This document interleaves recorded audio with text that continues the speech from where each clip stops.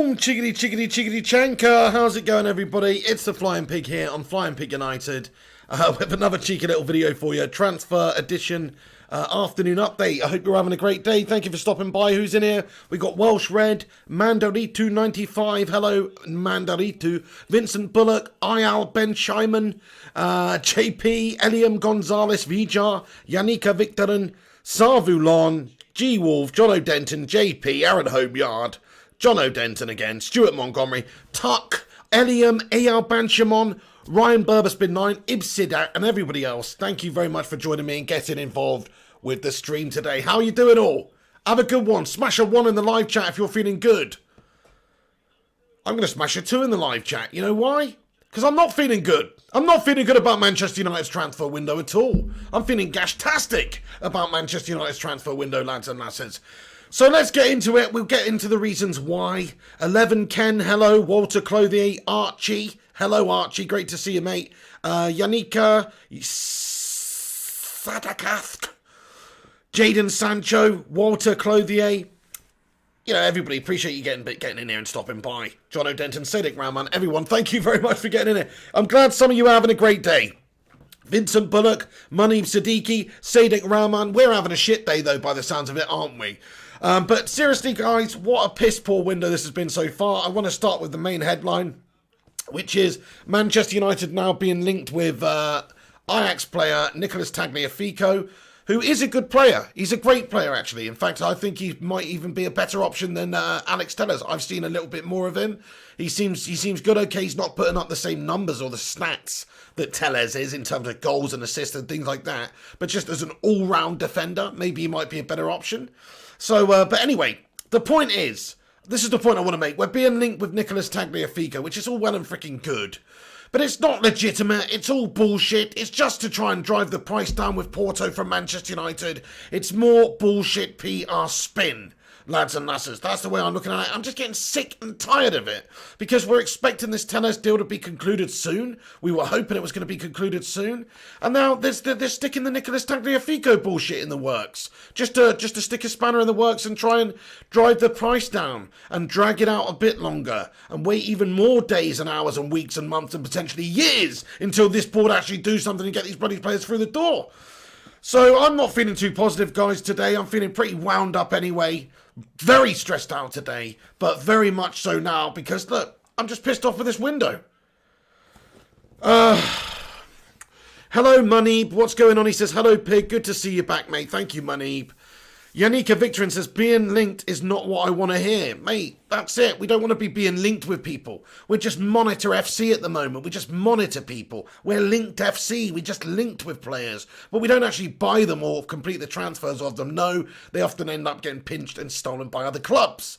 So, look, I hope that doesn't happen with Telles. I hope that PSG aren't just going to swoop in and take Telles, because that would be absolutely gash, and United need Alex Telles right now. I mean, look, even the Tagliafico link's a good one, but crikey, just get one or the other. I don't even care anymore. I mean, just get somebody in. Like, we have to just get some players in. Of course, Telles, because we've been negotiating and working on this deal for weeks now. Of course it's going to have to be Telles.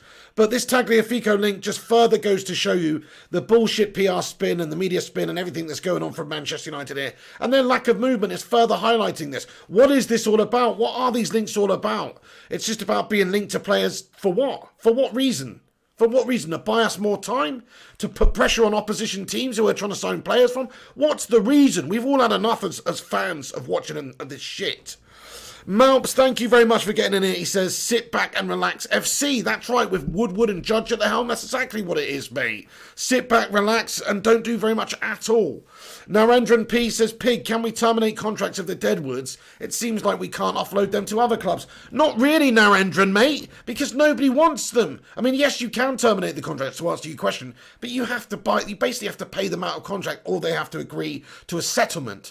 So if they've got X amount of years left on a contract worth 4 million in a year, well, your settlement's going to have to be somewhere in keeping with that. So it's not going to cost you. It's going to cost you a lot of money to get some of these players terminated off the books. So it's not really going to happen. So we are, in a way, stuck with them. In a way, we're stuck with them, guys.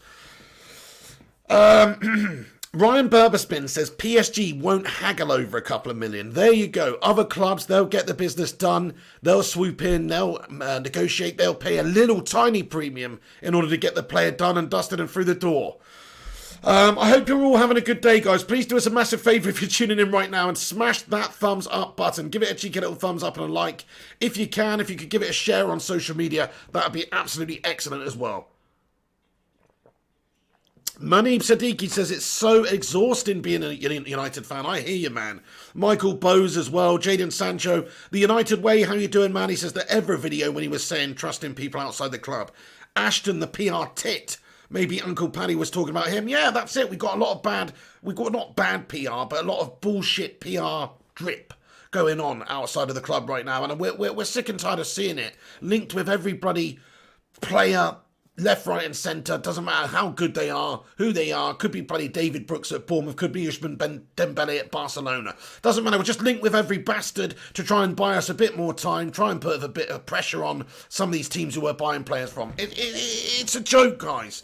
So let's have a look at Alex Telles then and the basis for this story. So it's gathered a bit of steam because we understand there's a bunch of different clubs that were interested in Tagliafico, from your Chelseas and your Arsenals and Leicesters. All clubs that were interested in who haven't gone and persevered. And obviously Chelsea got Chilwell. They were supposed to be linked with a couple of other players that we were also linked with at left back before they went and got Chilwell. So he's a good player. I mean, the fact is, he's 28. He's been a big part of what Ajax have done over the last couple of seasons. I think he's been there since 2018. He is a good sort of industrious left back. I mean, look, I haven't seen too much from him, but I'm going on Wikipedia here, and his style of play here, it says, he is noted for his lung-busting stamina, excellent technique, and continuous enterprise. Now, that sounds like something we could do with. Lung-busting stamina, excellent technique, and continuous enterprise. Doesn't that sound good? Continuous enterprise. Half of our players wouldn't know what bloody continuous enterprise if you slapped them over the head with it. They probably think it's something from bloody Star Trek or something, the geeks. So, lung-busting stamina, excellent technique, and continuous enterprise. Okay, brilliant. That's great.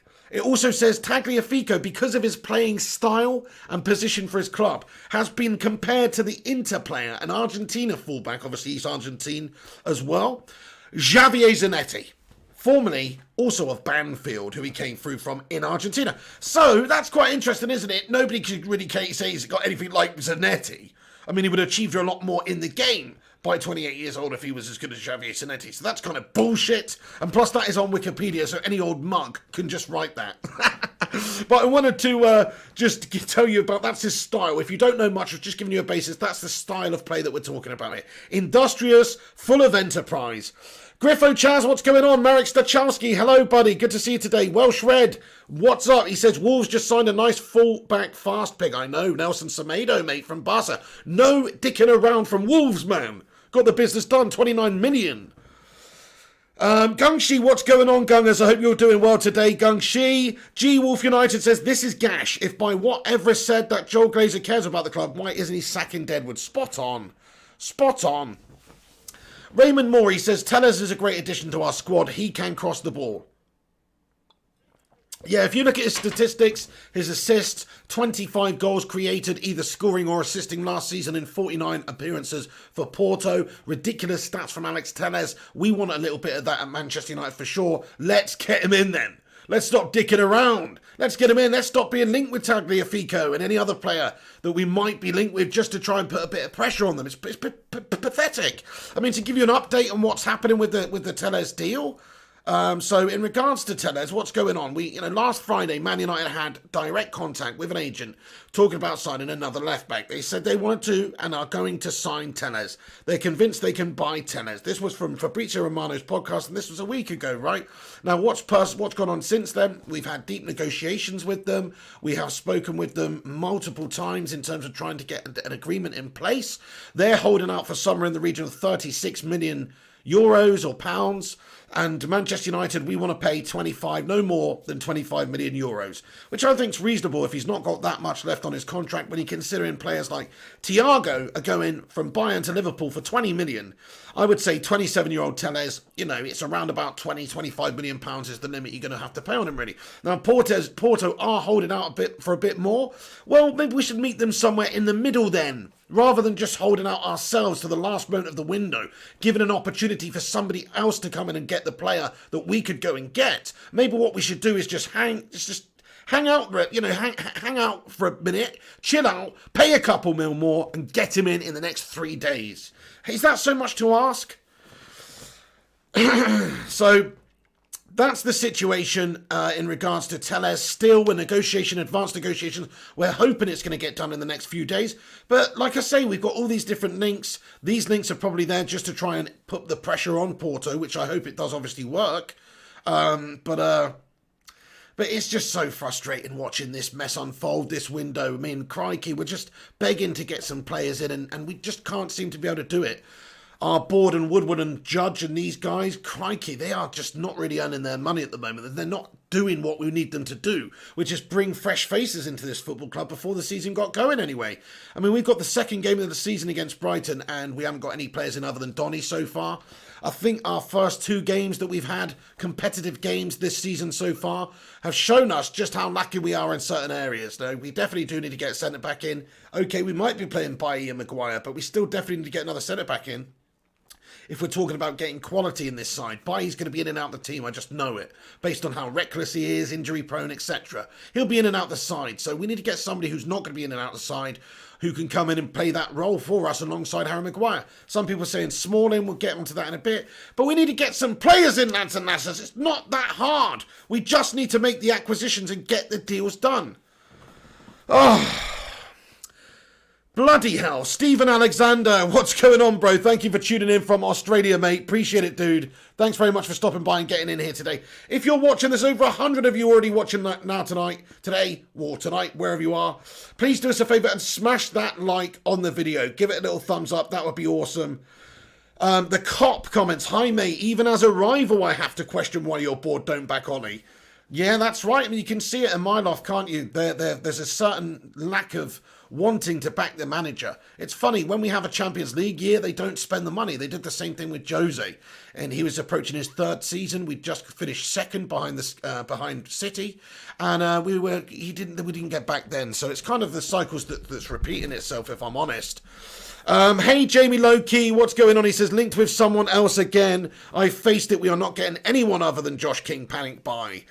Jamie, if that turned out to be the case, it would be absolutely atrocious, wouldn't it? And it wouldn't be a surprise if we try and peter this out until the end of the window to try and save a few million and get the deals in come the end of the window, and then miss out on our targets because they're not prepared to budge, such as Dortmund and Sancho. They've said they've got a firm price, and we're waiting and waiting and waiting to try and get a cheaper deal at the end of the window. If they say no, then we probably will turn around and panic buy somebody like Josh King, mate. Dawn, how you doing, Ice Queen Gaming? Kyan Banahasham, what's crack-a-lacking? Welsh Red comments, if we lose to Brighton, we will most likely be 9 points behind. Frightening. We're not going to lose to Brighton, mate. We're going to smash Brighton to bits. Come on then, United. We've got to get a little bit of belief back in our team.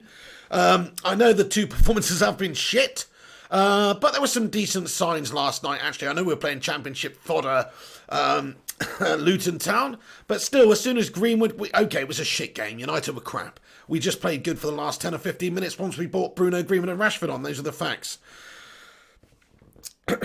Michael Fletcher, he comments, the board does back the managers. The fact we overpay for average players means they're reluctant to continue the investment.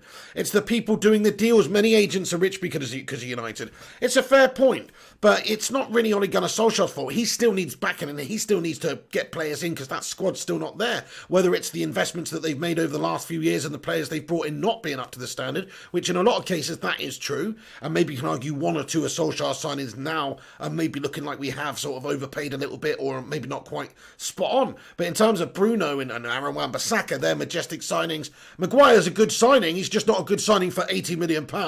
So yeah, we have overspent. We have had our pants pulled down all over the place in this window by various different teams. for years. We do overpay. I think that's another factor why United don't want to spend the money in this window, simply because it's an ego thing. You know, they don't want to be seen spending big money again. Griffo Chaz says, I don't think the board knows how to panic buy these days. It's that bad. Absolutely, yeah. Gone are the days of getting Falcao in last moment and bloody Fellaini. They probably wouldn't even be able to do that this time around. But let's just have a look at Nicholas Tagliafico, just for a laugh, just to reiterate. I personally think that this deal with Alex Telles will get done. I just think this is another example of the PR spin from United, and also another example of how this football club struggles to really get deals done, and is quite content to drag things out, not fully prepare properly, drag things out, and then literally have the situation be, let's just wait to the end of the window. Let's put pressure on. Let's drag it out so that we can save a few £1 million. We can save a little bit of money. All the while, you're actually hurting the side and hurting the team in the short time because they got to go on and do some things. It's a bloody disgrace, lads and lasses. It's an absolute bloody disgrace what's happened in this window so far. And I'm sick of all these different links, and I'm sick of Tagliafico, and I'm sick of Telles, and I'm sick of Reguilon, and I'm sick of every bastard. More so, I'm sick of our board and Woodward, the potato-faced clown. I'm sick of these guys who are ruining our football club and not properly invested in them. Anyway, so he's 28 years of age, this Tagliafico character. We do know quite a bit about him, obviously. He's a good player. I mean, I had him on FIFA last season. He was absolutely rapid as Fook. He was quality. So that doesn't prove anything at all. But he is obviously a good player. He's been a part of a good Ajax team for the last couple of years. He's attainable. There's some talk to say he'd be around about the same amount of money as Telles. Not a lot of money, maybe a little bit more. 28 million, somewhere around there is what he's currently valued at.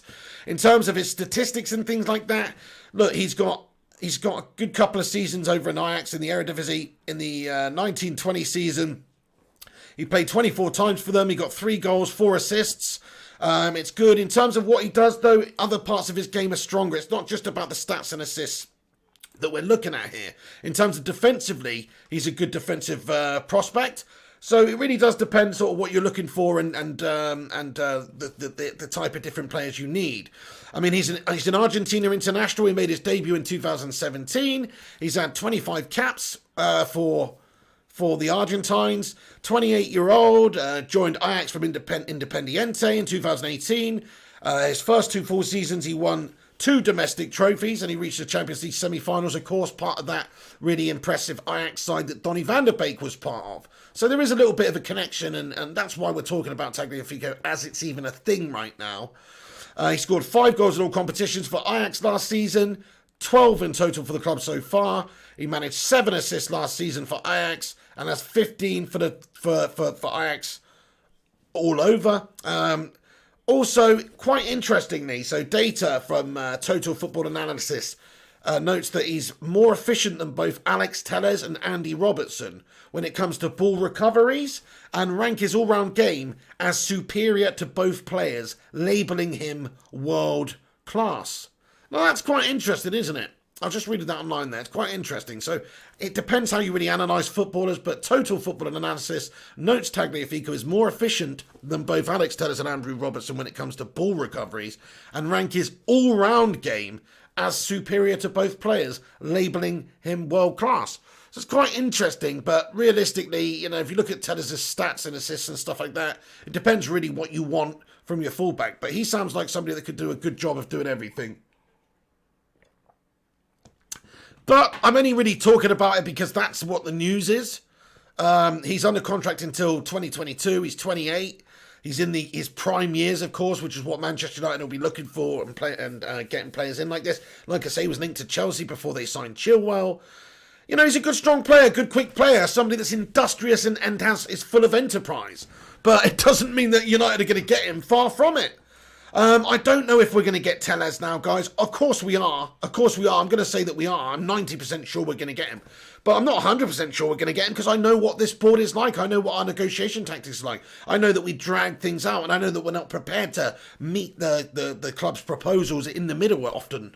You know, we've got our price, and we'll stick with that. We'll stick to our guns, even if it takes weeks and weeks and potentially months of negotiations to get our price. We will stick to it. A la Bruno Fernandes. Just look at that Bruno Fernandes deal.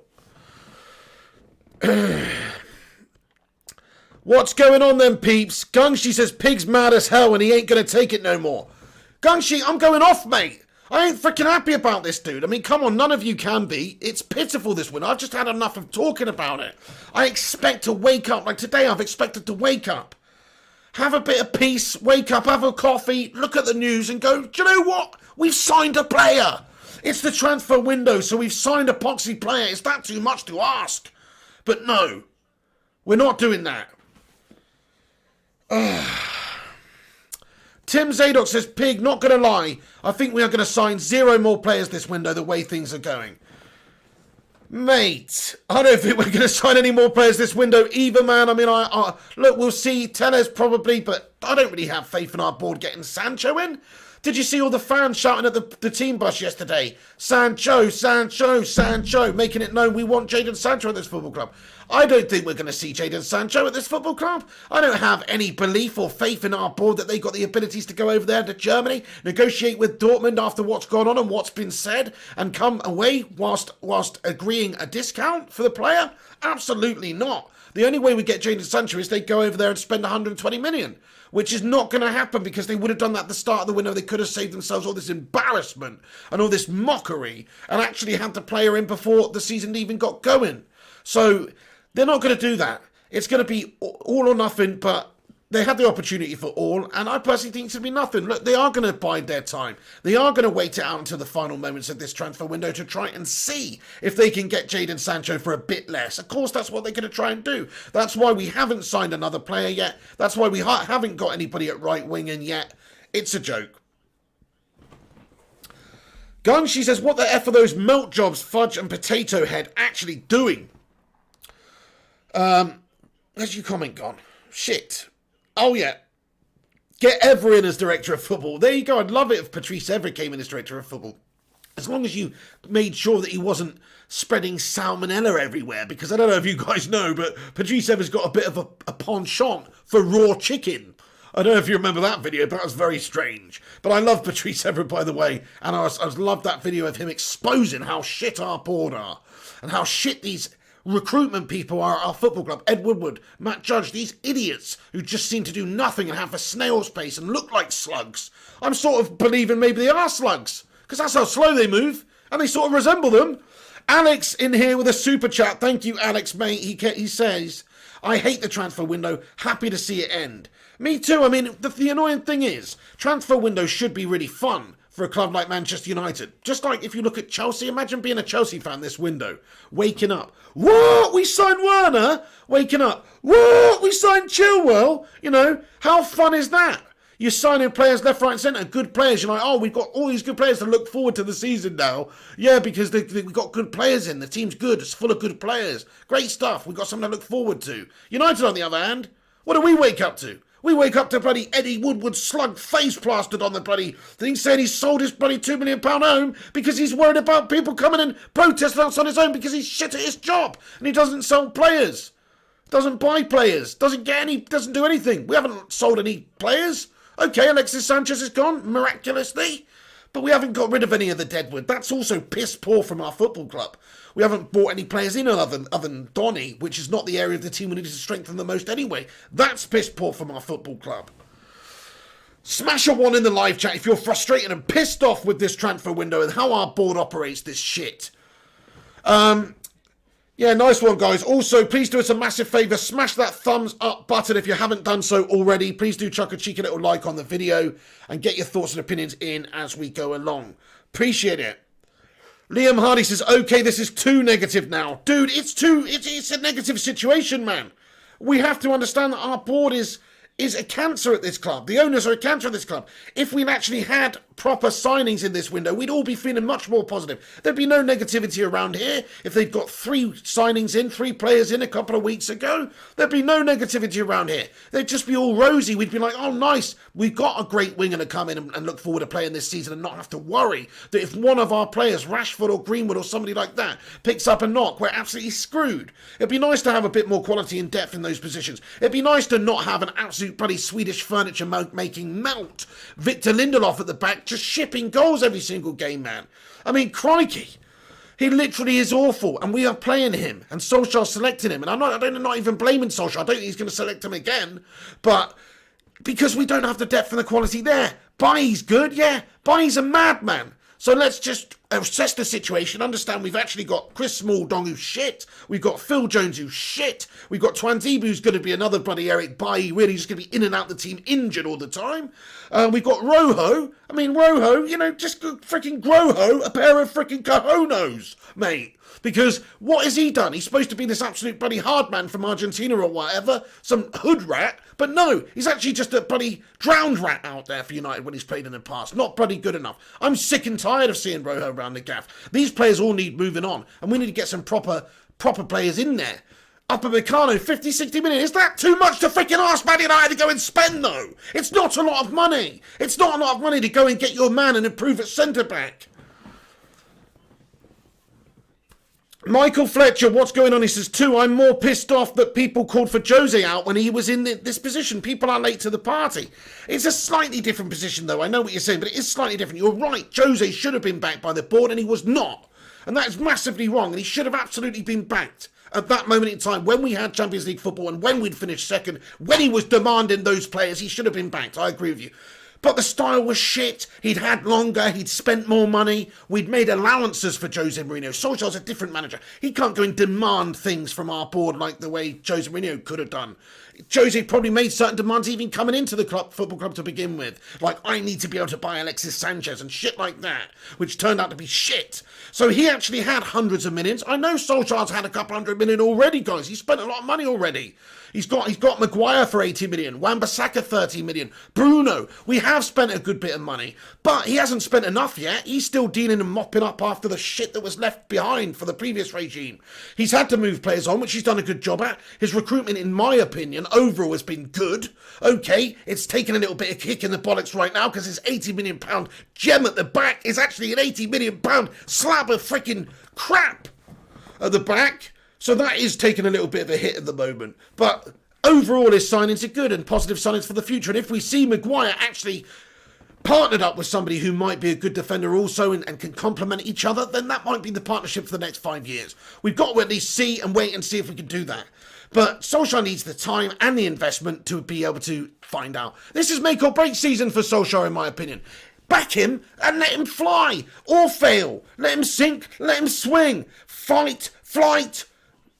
Give him enough rope to hang himself with. That's the expression, lads and lasses, isn't it?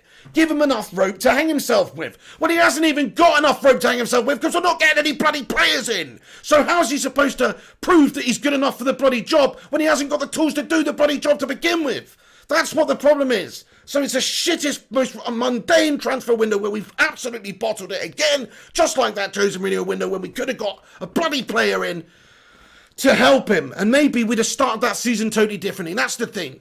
It's a bottle job, this one, from our board. A bottle job so far. And they haven't backed him, and how can you expect him to do his job when he hasn't got the bloody tools to do it?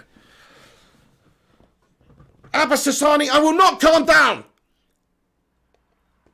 This is getting ridiculous, my friend. This is getting ridiculous.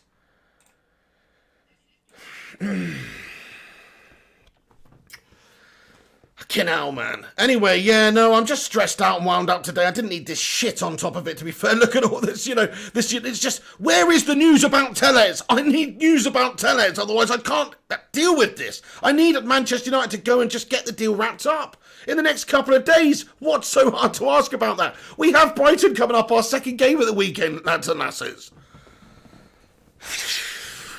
Hunar says, Pig, Ollie looked so sad yesterday. Yes, that's right, because we have got a team that, although, yes, it is cost a lot of money over the years, it hasn't had the right preparation for the season. We haven't added the right competition in places to it. We haven't had that boost that some of the other teams have had. And you can see we look absolutely befuddled out there against Luton for 75 minutes of that game.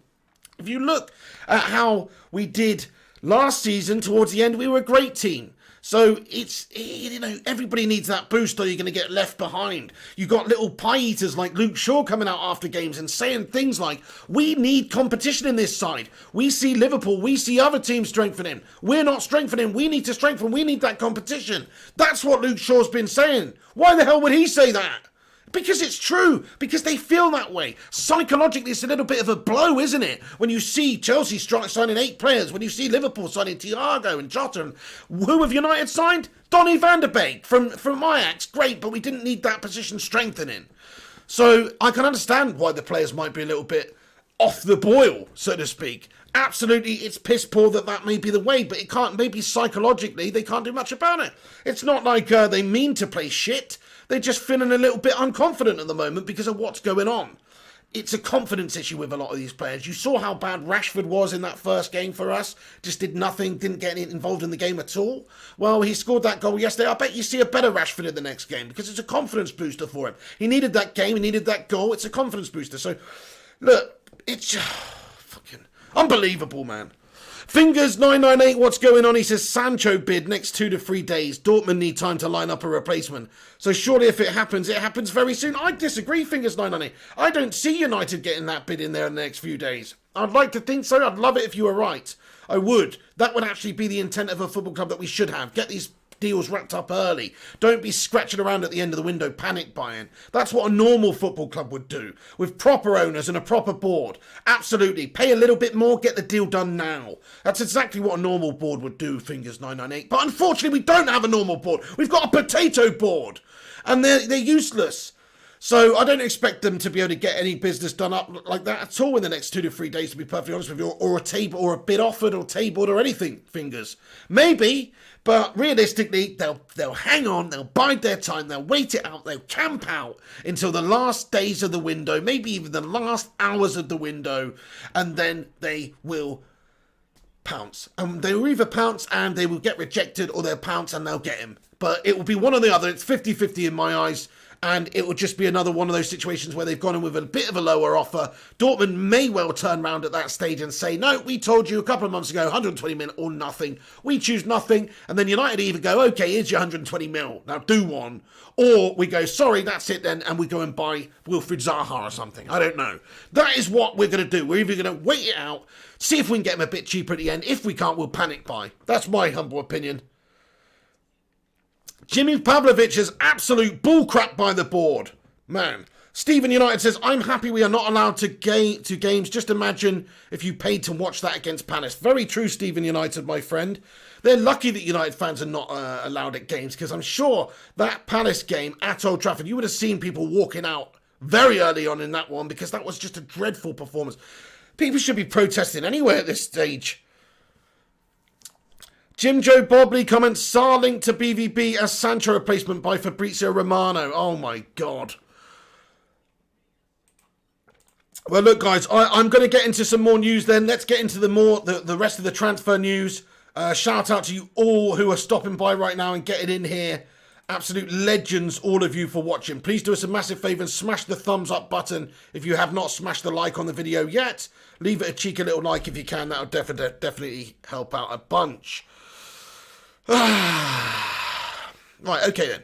So, in terms of other news going on in this transfer day for Manchester United, there is some big news in regards to Chris Smalling. Chris Smalling, the Roma are preparing a second bid for Chris Smalling at this moment in time. It's being widely reported all over the place that Roma are preparing somewhere in the region of £18 million is what Manchester United want, but we understand that Roma are preparing a new bid for Smalling. Fabrizio, in fact, also confirmed this at 11 last night, I think it was, just saying Roma are preparing a new bid to be submitted in the next few days on Chris Smalling. Talks still on with Manchester United. At the moment, we've not had any bids up to the level that we want, so that's the situation. That's what Solskjaer said in regards to Chris Smalling. So if we do get a bid satisfying for United, for Chris Smalling from Roma, then you could see that wrapped up in a few days, pending a medical and paperwork and that sort of stuff. But that's a big if. That's if United should be doing that and getting rid of him and doing all that business and selling him at this moment in time, which we're not sure if he should, because our backline's shit. And he's actually better than what we've got, even though he was our surplus to requirements melt last season that we sacked off to the Italian league. He's actually better than half the shit we've got. So it's almost counterproductive at this stage. But there you go.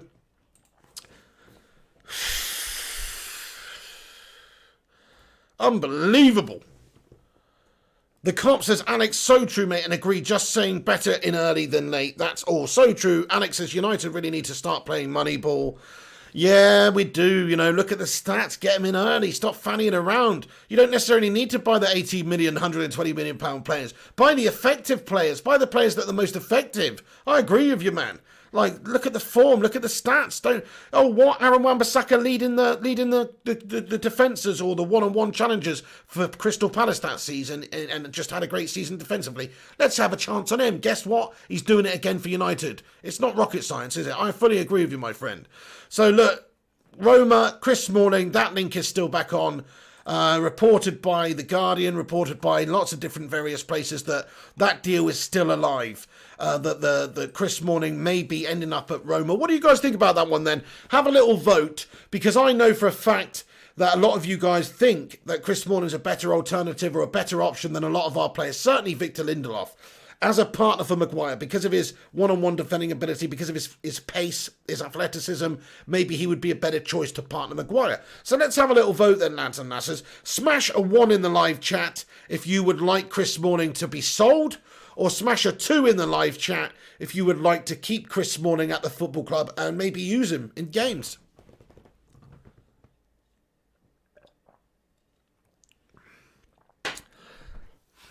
Jamie Loki with the 1. Nice one. Chris Bingham says, listen, don't even blame Ollie or current squad. It's what Ollie has inherited. Managers after Sir Alex have panic bought, but we never have been a buy up everything club, remember. Yeah, you're right, Chris Bingham. You're spot on, mate. We have spent money over the years, but we just haven't spent it well. And we've had to have a certain budget which hasn't been spent overly well. And so, like you say, we can't just buy everything and then get rid of the crap. We have to buy and then wait to see if it turned out to be crap or not. Gunshi comments, Smalling is way better than Lindelof. Yeah, I think so too. I actually genuinely think so too. So it's kind of a shame to get rid of Chris Smalling when bloody Lindelof's still around the gaff. And Phil Jones is still around the gaff. George Gully says, I think we should play Bailly against Palace. I think you mean Bailly against Brighton. But yeah, you're right, because Bailly would... we thought we should have played Bailly against Palace. Yeah, definitely. Thank you, Matty Rush. You sent me a transfer update, have you, matey? Let's have a quick look at this one then. Thank you very much, Matt Rush, for getting in here. The transfer guru, by the way. Let's have a look. So, yes, Dortmund are looking at replacements for right winger, from what we understand here, in terms of Sancho. Let me just translate this tweet here. Dortmund deny that Sancho is for sale, but still, according to Fabrizio Romano / The Athletic, they have a list of names of potential replacements. Interesting. Thank you very much for that, Matt Rush, for the update there, dude. Very interesting. They've got look, they're going to have an ulterior backup, aren't they? If Sancho does get sold, they're going to want to have somebody in place that they can just buy and bring in immediately. Now, Ismaila Sarr, somebody mentioned that earlier on in the live chat, that Ismaila Sarr was being linked to Dortmund as well. He's been linked to Dortmund, he's been linked to United, to Liverpool, a bunch of different places at the moment. So it's quite interesting to see what happens. I said what United should have done is bought Ismaila Sarr, because he's not that much money anyway, as a backup, just in case we can't get Sancho. And if you can get Sancho, then buy him too. But no, that would be too much to ask for, wouldn't it? It's not like we've got, James and Lingard and Pereira and Mata and these guys around that play in those positions who are useless, to be perfectly honest, these days. No disrespect. In fact, Mata, I still think he's a great player, but not as a winger. Piss poor. Also, it's understood that Dortmund have no money, but they're wanting to purchase a £50 million winger potentially. So look, look, I've said maybe come the end of the window we might be able to see a deal done there between the two clubs. It depends if Dortmund want to sell. Dortmund does not generate or have the cash reserves that a club like Manchester United does. Dortmund are in a pandemic like everyone else right now. Getting £100 million into the club and maybe getting themselves another player as well and doing what they do, which is produce talents and keeping on doing that and selling the best ones. It's not the end of the world for a club like Dortmund. They could get a lot of money right now, which is definitely going to help out everybody at the football club and what they can do over the next couple of seasons, considering what's happened in the world. So to me, it's kind of a no-brainer for them. They should consider it at least. Yeah, kind of a joke. 21 Nick P, I'm good, thank you. Babacar Gadiaga, what's going on? Sonny Bradley, hello. He says United are the new AC Milan. Ugh. Rex de Boss, what's going on, man? George Gully, John O'Denton, Neil before Klopp. Never, my friend. Stephen Duffy, how you doing? Right, so Chris Smalling to Roma, £18 million bid is what Manchester United are looking for. I think we had an offer from Roma a couple of weeks ago for 13 million euros, which obviously wasn't acceptable for Manchester United because we just like to play hardball. And even though we got players on big money and we need to make space and get them out the door, we're not prepared to set them for that. So it's just more fannying around from Manchester United here in the board yet again. Yet again, more fannying around, unfortunately. Yes, so it's £11 million bid, 13 million euro bid that was rejected a little while ago. Fabrizio Romano reporting this also. Bloody unbelievable, man, this window. So reports here, Oliver Kay comes out, United remain confident of strengthening the squad before October the 5th. They still hope to sign a left back and ideally a forward, but they still feel that fans and media alike should trust the process and be more appreciative of the difficulties involved. Don't give me that bullshit. More appreciative of the difficulties involved from the board. But my eye, the only difficulties we've got are the fact that we're shackled by a complete bloody potato melt. That's the only difficulties we've got. Chelsea get 10 players in. Liverpool are signing the players now too. Newcastle signed a couple of players. Everybody signed players. There's not bloody any difficulties. There's no difficulty with United signing players. The only difficulties we've got is parting with the money. That's the only difficulties we've got. Nice one, guys. Thank you very much for stopping by. There's over 230 of you watching right now. Smash that thumbs up button if you have not done so already. Smash a 1 in the live chat if you're disenchanted with this shitty window. And just thank you very much for watching and getting involved today. Sorry I'm not a little bit more chipper. Sorry I'm not exactly more upbeat. I'm just stressed out, guys. This is a stressful time.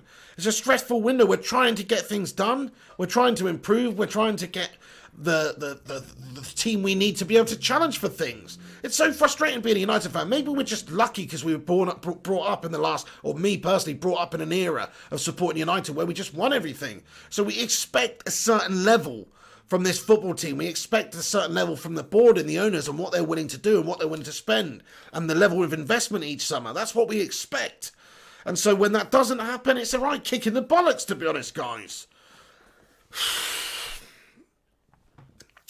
Chris Bingham says, have a tea, pig, mate. I need more than a tea, bro. I need to have an Irish tea, maybe, with a bit of whiskey in or something.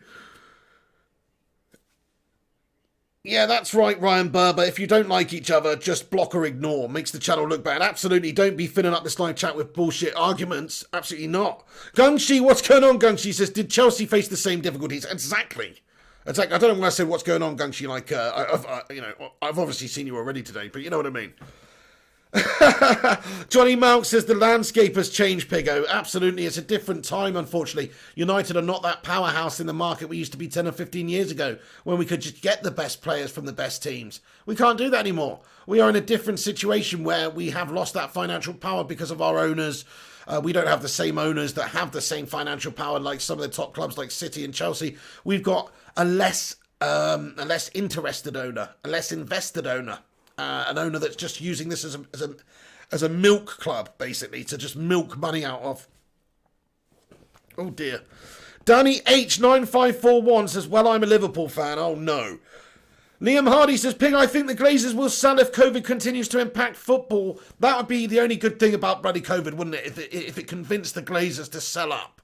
If the value wasn't there so much anymore because of the lack of matchday revenue maybe, as well as if the fans actually did the proper thing and didn't buy the merch in the short term and stopped helping and lining the Glazers' pockets. I know you want to see the club invested in. That's why you buy the merch, because you expect that a large proportion of that's going to go back into the procurement of players and the running of this football club, obviously. Absolutely, that's why you support and you buy the shirts and shit like that.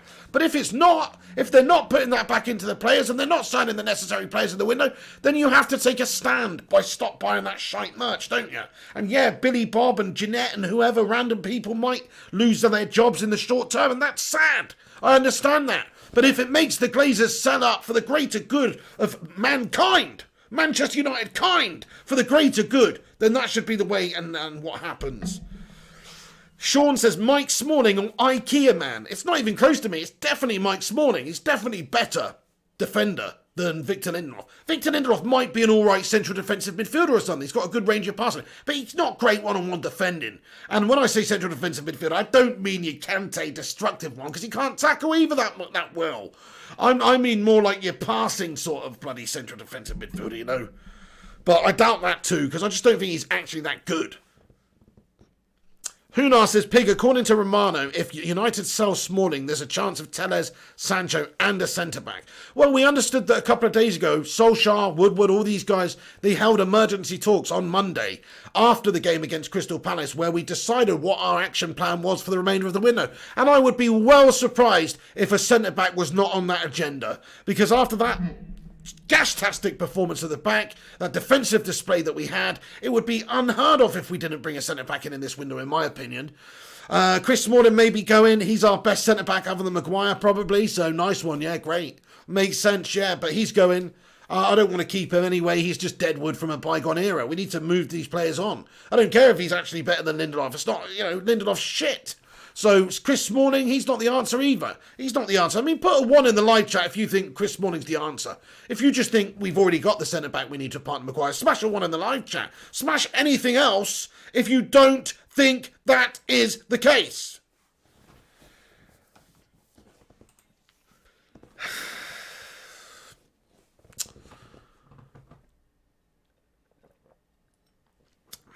Dean Flynn thinks he's the answer. The cop thinks he's the answer. Jim Joe Bobley, Loki, Jones, nah. They say no. Sean thinks it is. No, I don't think so, guys. Hunar says 69 dudes. Look, guys. I mean, look, I like Chris Smalling, but we can't go backwards. We can't have a backward step. What the hell are we saying? This guy went to Roma last year because he was shite and he was no good enough for United. We tried it for years with Chris Smalling. He had a good season under Louis van Gaal 1 year, I remember, but he's always been bitterly disappointing to me at the back there. Yeah, you could try him with Maguire. Yeah, he will have a bunch of good games here and there. Absolutely. It's United. We should be winning most games anyway and keeping clean sheets against most teams with the class and the money and investment we got out on the pitch. But he's not the top-level player that we need. He's not a top world-class centre-back. We keep going on about this. You need a centre-back who's a top-class player to have a top-class team. We don't have that. Chris Smalling's not going to be the answer to that one, my friend. Johnny Mount says we need a centre-back with pace. Absolutely. I mean, Chris Smalling's pretty quick, to be fair. That's good. The cop says, Smalling, why not Pig? Who is better that you can get? Well, this is what I'm talking about. There is better players that we can get. Absolutely. Like, Chris Smalling is not a world-class player. He's a player we were happy to loan out last season to Roma, surplus to requirements. So why have all of a sudden, because he's gone and done it over in a bloody Mickey Mouse league. Sorry, Serie A fans. Sorry, Italian fans. In the 90s, Serie A the best league ever. But right now, it's shit. Right now, they want players like bloody Alexis Sanchez, Romelu Lukaku, Chris Smalling. All these guys go over there and do bits. Ashley Young, they all look amazing over there. They don't look bloody amazing in the Premier League, though. So let's not get carried away. Chris Smalling's one good season at Roma doesn't change the fact that we let him go last year because it was shit. So let's not all think that just miraculously Chris Smalling's going to be the answer. Because Chris Smalling's not going to be the answer. He might be the answer in the short term because of how dire our situation is, but we still need to get a world-class centre-back in long term. We still need Upamecano or somebody that might turn into and develop into a world-class centre-back. I'd rather that. I'd rather we just stumped up the 50 mil for Upamecano, took a chance on him. He may or may not turn out to be a great player, but from what we've seen and what we understand and judging player abilities and things like that in the future, hopefully he would develop and be absolutely boss. And he could be boss for us now, and he's quick and physical, and it makes a lot of sense.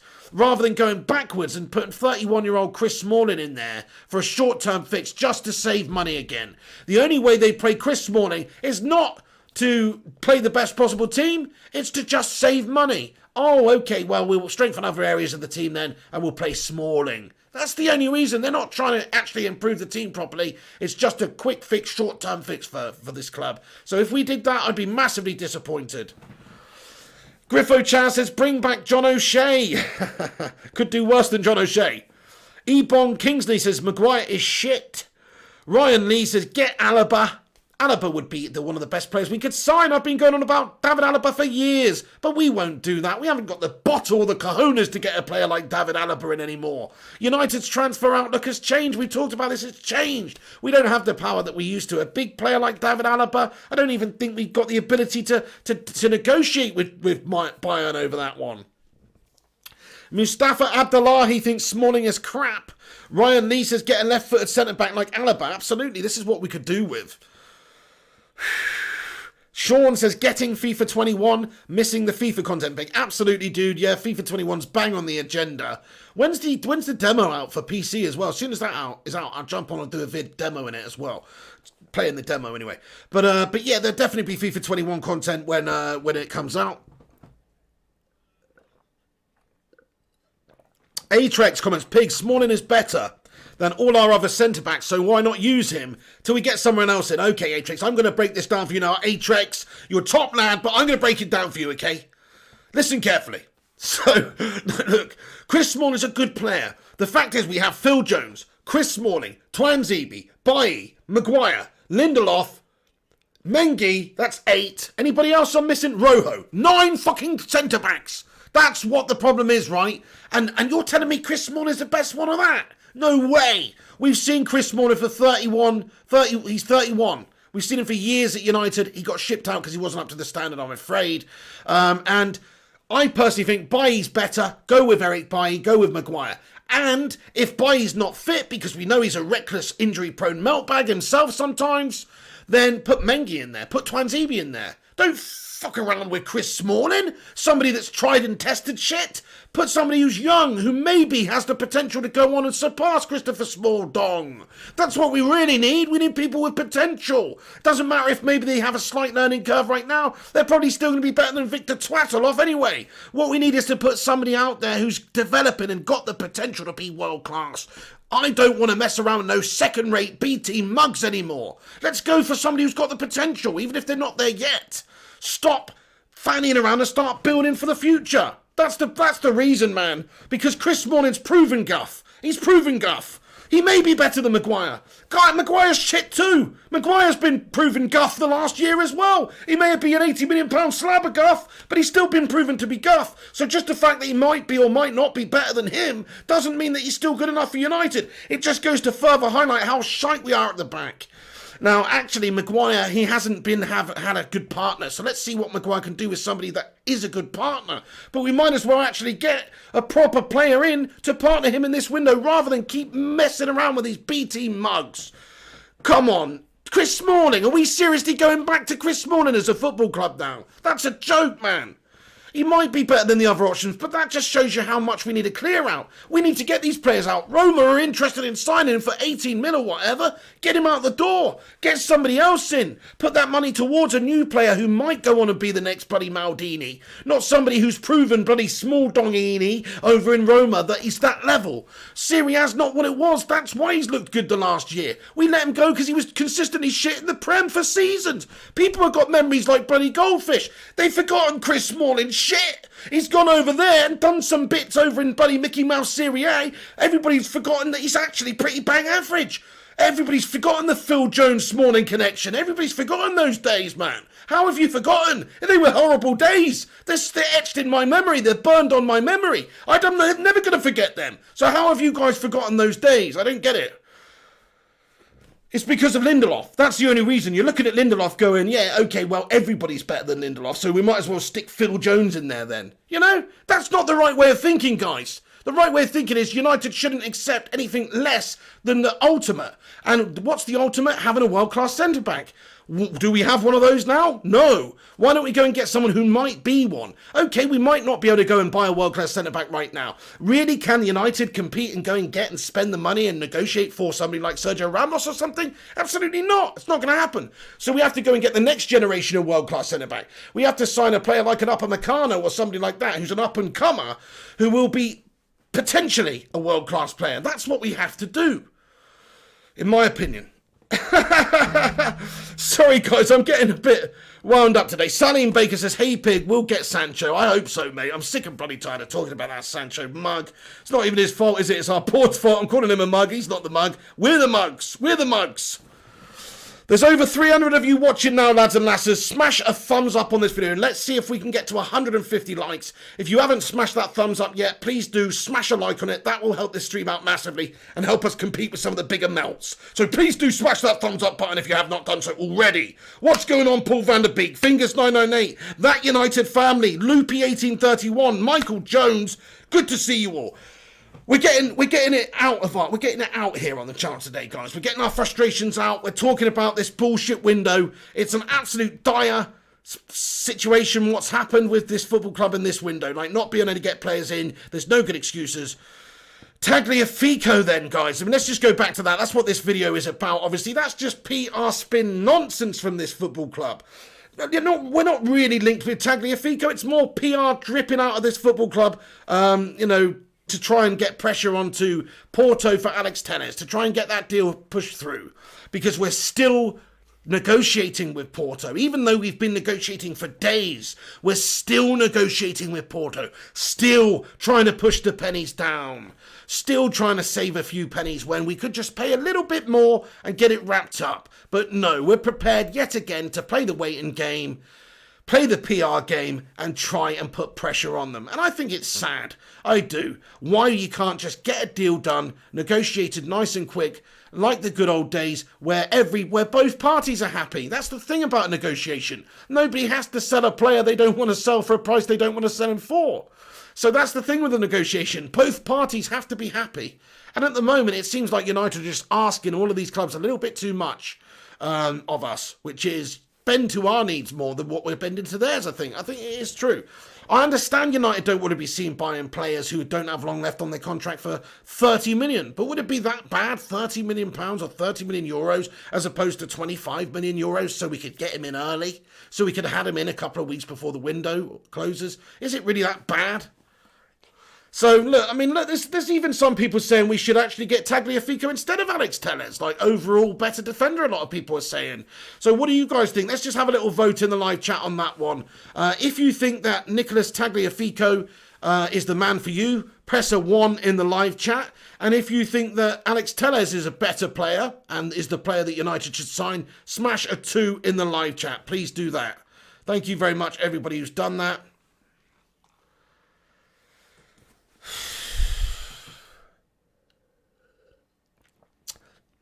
So 1 for Tagliafico from Atrex, 2 for Sean. Sean says 2 for Telles. Nicole Chung, 2. Raymond Moore, 2. Munib Siddiqui, 2. Hunar, 2. Luca Dalton, 1. Casper Roman, 1. It's... most of you want in Telles. Most of you think in Telles. But I don't know. I mean, look, Gunshi's put 1.5. Honestly, not familiar enough with either. It's a fair point. I mean, I'm not familiar enough with either of them either. So it's a very good point. It depends what you're really looking at. I mean, we've talked about the different things that they bring to the table. Obviously, Telles is great set pieces. He's great dead ball, penalties, of course, things like that, which are something that is definitely useful to have in your side. Assists. 12 last season for Porto in 49 games, 13 goals last season for Porto in 49 games. So the stats don't even compare. His stats are way better. He's doing it in the Portuguese league, which you could argue is actually a better league than the Eredivisie, really. Maybe not, because the Ajax is a great club and they got to the semis of the Champions League last year. But when you think of the top teams in Portugal, I think it's very close in terms of the top teams in the Eredivisie. There's 4 or 5 really good teams in both leagues. So I think that they're comparable. Tagliafico has more all-round defensive attributes in terms of, like we said, there was some stats and reports to say that in terms of winning the ball back, challenges, things like that, he's much better. But certainly in terms of like activity and creation and assists and goals, it doesn't even compare. Telles is much further ahead. So, but a lot of you definitely seem to be favouring Telles. I mean, I was expecting a few more 1 votes in there for Tagliafico, but most of you voting 2 for Telles. So yeah, fair enough. Salim Baker says, I'd go with Nicolas Tagliafico.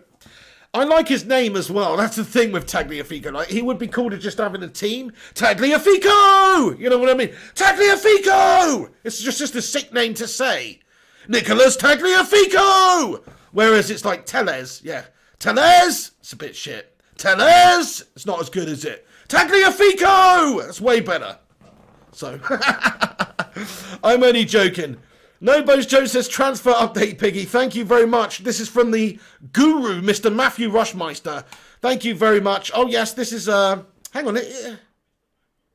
Oh, right, yes. Borussia Dortmund. Okay, this is from Fabrizio Romano's podcast. Oh, yes, somebody mentioned this earlier on the stream. Thank you very much for that, Matt Rush.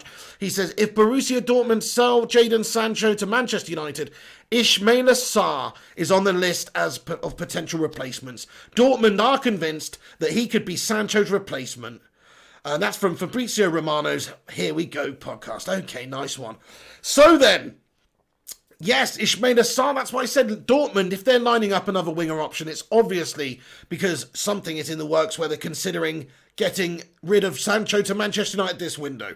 If they are linking up other players, potential replacements, then that's what's going to happen. But again, they don't have to sell him for a price that isn't befitting of what they want for Sancho, so nothing really changes on this one. Yes, they might be looking at potential replacements, but they're going to have to, they're not going to necessarily go and buy a potential replacement before Sancho's done and concluded.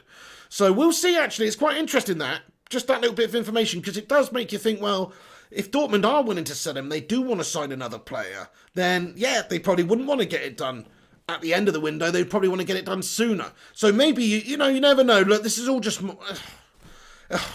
It's just so frustrating. It's just more PR spin. We don't exactly know the situation. Dortmund may be changing their stance. They may be looking at another option here. They may be looking for a right winger to come in and replace Sancho. Or this just might be more nonsense that we're reading here, guys. But we'll see what happens there. It does look pretty legitimate. I think it's quite interesting because...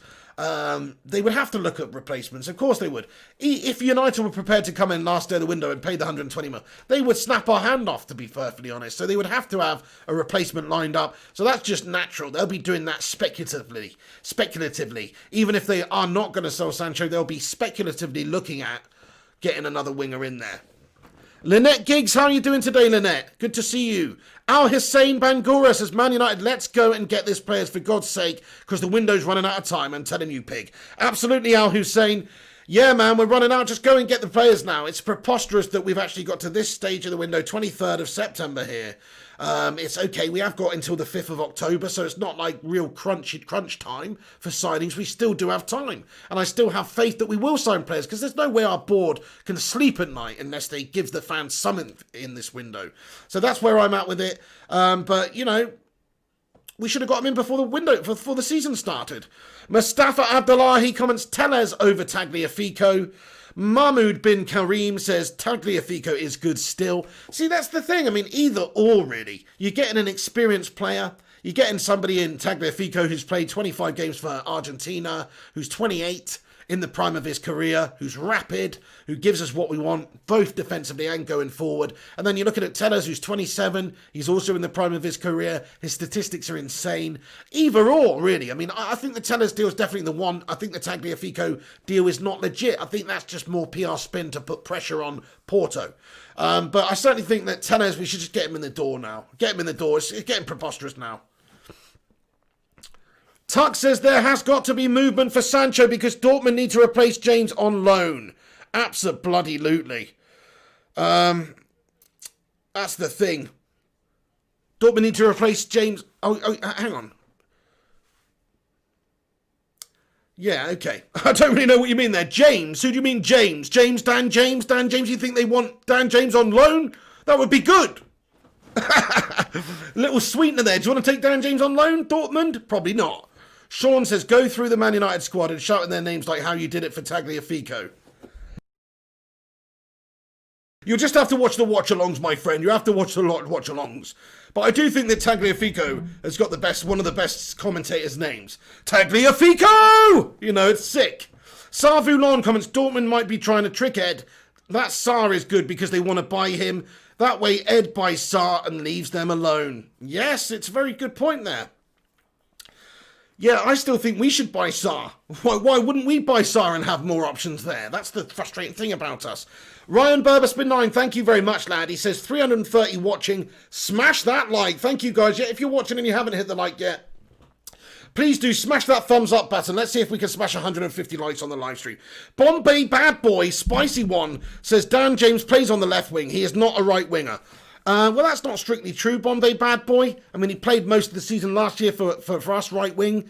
And I know what you're saying. Maybe his better position is the left mid. But most wingers these days can play both sides. I do understand what you're saying, but most wingers will play both positions and they'll mix it up. Depending on what the manager wants to do. Sometimes you want a right-footed winger on the left so he can cut in and have shots and things like that. Sometimes you want a left-footed winger on the right. And sometimes you just want a right-footed winger on the right and a left-footed winger on the left. It really all depends. So, he can play. He should be able to play anywhere, really.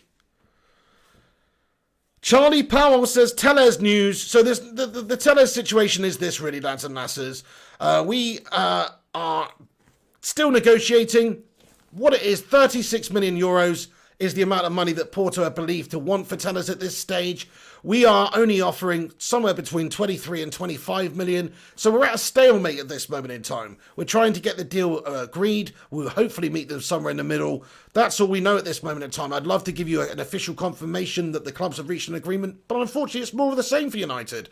It's more fanning around and dilly-dallying around in this window, not being committed to these deals getting done quickly, I'm afraid. So it's more of that. It's more of this complete lack of... it's like a real... It's like real slack set-up environment there. It's like a real lack of urgency. There's urgency at this football club that we have right now. And there's a lack of urgency from our board of getting these players in.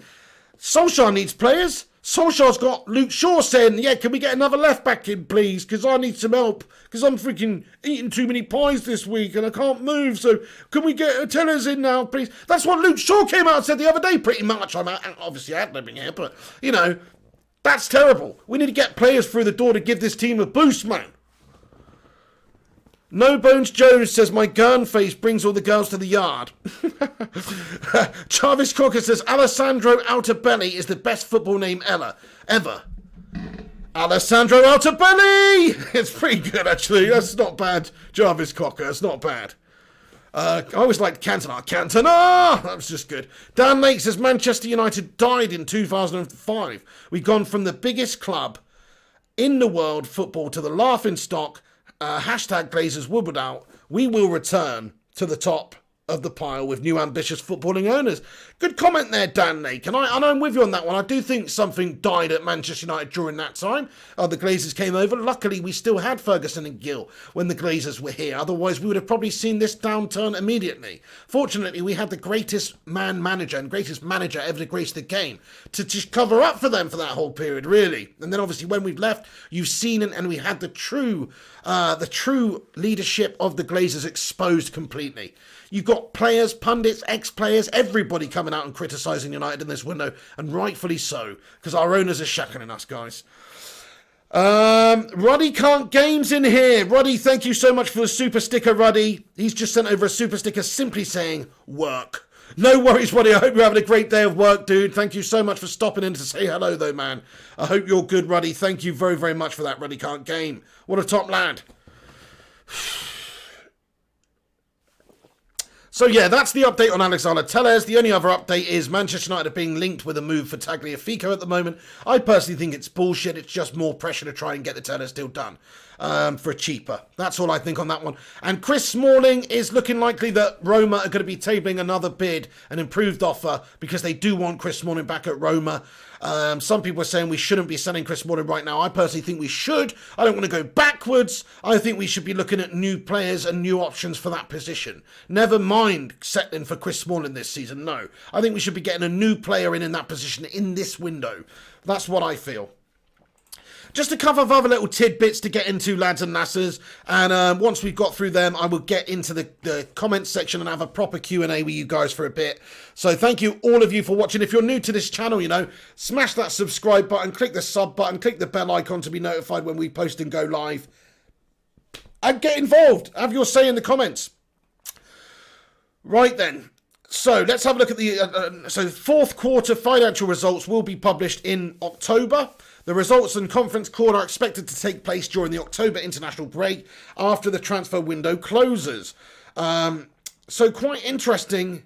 Quite interesting to see what happens in terms of the last financial months of Manchester United and the running of the club, and what our financials tell us about us. In terms of spending and things like that. It'd be very interesting to see how we stack up with some of the other teams over this last period. Also, like we said, if Borussia Dortmund sell Jadon Sancho to Manchester United, Ismaila Sarr is on the list of potential replacements. Dortmund are convinced that he could be Sancho's replacement. So that's from Fabrizio Romano, just to give you an update on that before we move on to the rest of the stuff. Jadon Sancho to MVC, Ismaila Sarr could be on the list for Dortmund. That's what we understand, which just puts a little spanner in the works and maybe reignites the possibility of us getting Sancho a bit sooner than the last day of the window, maybe. Bombay Bad Boy with a super chat. Thank you, mate. He says, nice studio setup. Hit the like button. Hit the likey button. Why is Jones still here? Why is Rojo? Why are we so bad at selling? Bombay Bad Boy, you're a spicy one, my friend. Thank you very much for getting in here with your super chat, my friend. Very nice of you. $10. Get in there, my son. So, appreciate you like the setup, dude. Yeah, hopefully I'm not... Oh, bloody hair's disappearing, though. Ooh, does my head in, man. Anyway, thank you. I'm glad you like this. Oh, look at my hair disappear. I can't handle that. No. Anyway, yeah, nice one. Thank you very much. It's a good setup when my hair doesn't bloody disappear. Thank you to the United Way, by the way, for giving me some tips on it. I need to have a few little tweaks, and we should hopefully have a good green screen going forward. But yeah, I'll just get closer to the camera like that, and that way it seems to work a bit better. Okay, thank you very much for that, Bombay Bad Boy. The reason why Jones is still here, man, he's on 130 grand a week, and all he's really good at doing is just gurning the night away. Gurn, baby, gurn. Phil Jones Inferno, gurn, baby, gurn. That's what he's all about. You know, he's simply a gurner. He's not a good player. He's amazing to have around in terms of all this sort of great content you get for, like, posting Phil Jones faces online. But other than that, he's actually pretty crap, isn't he? So that's the only reason he's not gone, is because he's on so much money, and all he brings to the table is a gurn. And if you're Newcastle or a club that might actually consider buying him, Accrington Stanley or somebody like that, maybe Luton Town, something like that, you might actually consider buying him. He prices himself out of the market for them because he's paid more than the quality of player that he is. And so unless United were going to terminate the contract and pay him off for the remainder of the contract to get rid of him, which they're not going to do, then we're going to be stuck with him. We're going to be stuck with him because nobody else is going to come in and pay for him unless somebody did want to come in and pay him 70 grand a week or something like that, which in itself is probably mad. And United make up the rest, in which case, what? We're going to pay somebody 60k to go and play for Newcastle as well, are we? It's a shit show. The way that this club's run, man, getting these players on long contracts, huge money, too much too soon. A lot of these players are not worth what we're paying them. It's as simple as that. Certainly the lesser players. So people like Jones, Lingard, Pereira, I mean, God almighty. Why can't we get rid of these players? Why can't we get rid of Rojo? Why can't we get rid of Smalling at this stage, or Phil Jones, or any of them? It's because they're on too much money for how good they are. We really have a nightmare job with the wage structure over these last 7 years or so. Everyone's been overpaid. We've completely torn up the wage structure at some points with the Sanchez deal, etc. And we're just mopping up for it now. We're feeling all the repercussions of that now. We're still trying to deal with it. But that is the main reason why Bombay Bad Boy. It's simply because we've got a shit setup with recruitment negotiations and renewals. Like, our renewals are obviously a joke. You always see that. I mean, do you realise that we signed the Nemanja Matic up to? Was it a 3-year deal or was it a 2-year deal? Either way, it's a bit much for somebody who's 32 and probably only has 1 or 2 more seasons left at the top. Mata had a long deal. You know, a lot of these players have long deals, and I don't really understand why. Because they're approaching certain years of their career. They've not necessarily done it. I mean, it wasn't long ago that Phil Jones was given a new contract. It wasn't long ago Jesse Lingard was given a new contract. It's just preposterous. The mind boggles. Robert Bell says, Taglia who? So what? Absolutely and utterly fed up with the lack of transfer business being linked with this player and that player. Oh, my good God. Ollie looked so sad yesterday evening, depressing. I completely agree, Robert Bell. We're linked with everybody. It's all mouth, no trousers at the moment. There's no substance. There's no substance whatsoever with Manchester United in this window right now. Okay then, guys. I mean, I think that's pretty much everything that I wanted to discuss with you today in terms of the transfers and the new goings-on. The only real new goings-on is this Tagliafico link has emerged, and also the effectively the negotiations for Telles have stalled a little bit, but hopefully we're going to get that wrapped up soon. And also, Chris Smalling is definitely on the agenda for Roma again. They are believed to be ready to table a new, improved bid, which maybe Manchester United might consider. But do you think we should sell Chris Smalling?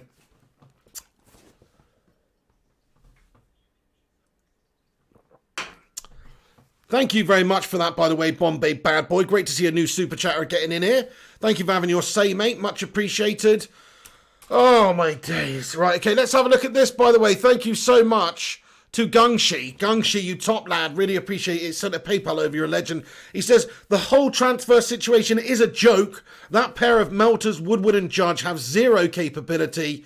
They're not football men and probably have spent all summer scratching each other's gooches. It's enough to make a grown pig cry.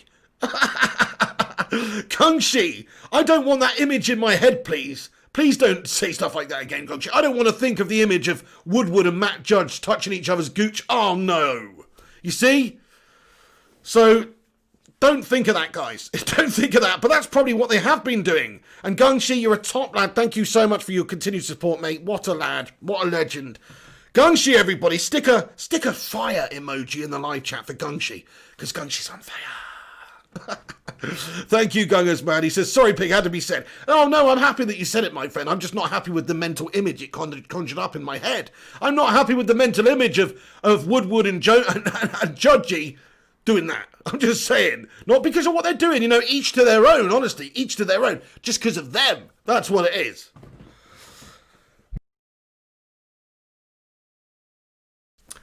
Sun Wukong comments, How Not to Do a Transfer by Ed Woodward and Matt Judge. See, that's the book that they should write. Actually, can we send them How to Do a Transfer for Dummies? Can we send them that? Does that book exist? It's probably written by bloody Roy Hodgson or something. How to do transfers for dummies. That's what they need. Avanash KR says, any news on Dembele, mate? Thank you, Avanesh KR, for coming in and getting your comment in. To be honest with you, no. To be honest with you, it's just another link. It's another player. We're understood that, you know, there may have not even been much contact, or that we've pulled out of any contact because Barcelona clearly don't want to sell for anywhere near the amount of money that we're willing to give. It depends which reports you believe. There's some reports to say that we have given up on the pursuit of Dembele today. There's other reports to say we never went in from him in the first place. And there's other reports to say that we're still in negotiations with Barcelona for Dembele. I don't think it's going to happen. I think the only way we'd get him is a season-long loan, possibly. But he loves Barca, and Barca would want to cash in and get rid potentially because he's an injury-prone player. So that's the only thing that's going to hold it up, I think, in that one. Matt Rush says Dembele is a PR spin. Absolutely, it's another player to be linked with to put excess pressure on Dortmund at this stage. He is an option on the list, don't get me wrong. I mean, if United were unable to sign Sancho for whatever reason, if we were unable to sign Zaha, if we were unable to sign Adama, if we were unable to sign Neres, if we were unable to sign Koeman, and there's a couple of others even before Dembele, but Dembele would be on that list, but he's just not high up on the list. Numero Uno, hello to you, Numero Uno, thank you for stopping by. Eddie Benson as well, thank you, Eddie Benson says, Dembele is way too injury prone, please no. I'm with you on that one, Eddie. He is an injury prone little meltbag. He's going to be a sideline for a lot of the season. He was out of Barcelona's team last year for most of the season with injury. He only played a few times. We don't need another player like that. Great to see you, Eddie Benson. I hope you're having a good day. Shanawaz Khan comments, good to see you, Pig. Nice to see a happy and cheerful face in these dark and depressing times. Well, Shanawaz Khan, in that case, don't go back and watch the first part of my video. Because it's only now, having talked to you guys and having released the demon a little bit, that I even feel half okay. Because earlier I felt so stressed out just thinking about the shit window of United. So if you actually do want to see a positive face, then don't watch the first part of this video, because I was not very positive at all. John O'Denton says we don't need Sancho because we have Greenwood. Good shout, Jono. I mean, Greenwood has absolutely the tits, isn't he? Last night, again, showing what he can do. I personally don't think it is the number one area to strengthen. We definitely do need another right winger there, somebody to deputise for Greenwood, maybe. But remember, Greenwood's only 18. You don't want to bring on too much too soon for an 18-year-old lad. You don't want to burn him out. You don't want him to get an injury at this key moment of his development, etc., etc. So you do have to manage Greenwood carefully. You don't just want to throw him in there and have him play 40 games or 45 games this season for United out of necessity.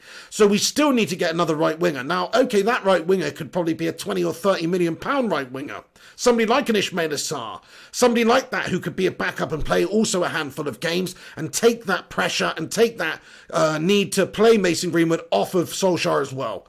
So I think that that would be great if we just did that, and that way we'd free up money to be able to go and strengthen other areas of our team, such as that centre-back role, and such as a CDM and a left-back. If we had a CDM and left-back, a centre-back and a right-winger coming in this window, then we'd all be happy as Larry. Because those are only the really issues that we needed to solve, in my opinion. I think Martial's good enough. Look, we want to see him score more goals this year, but I do think he's good enough at number 9. Plus, we've got Greenwood who can be number 9. And Solskjaer's come out today or yesterday after the game and said just as much. He said that Greenwood's position will be number 9. If he can get his heading ability up there, he will be playing at number 9. That's what Solskjaer has said. And we all know that he's a great player when it comes to finishing. Look at his ability with the goals that he scored last season and last night. Again, another great example of his striking prowess. So to me, he is a number 9. So he could be a backup for Martial there. Rashford, I think Rashford's good enough. There's a lot of people saying he's not. I personally think he is good enough. I think he just needs confidence. He needs the boost. He needs to get back into the swing of things. And he'll be smashing in the goals and developing well at 22 years of age. I still think Rashford is the tits. I think he's the tits, which is a good thing in case you don't know. So I think he's the tits. And then over there on the right, Greenwood's the tits too. So yeah, that's all set, really. Bruno Fernandes, nobody's doubting him as a catalyst for United and how quality is in terms of creating and cutting opposition teams open, and just how much of a big player he was for us and how much of a leader he is out there on the pitch for us. So nobody's questioning Bruno Fernandes. Nobody's questioning some of the other players that we have in the side, such as Aaron Wan-Bissaka. It's just certain key areas that we are questioning, that we're not sure about.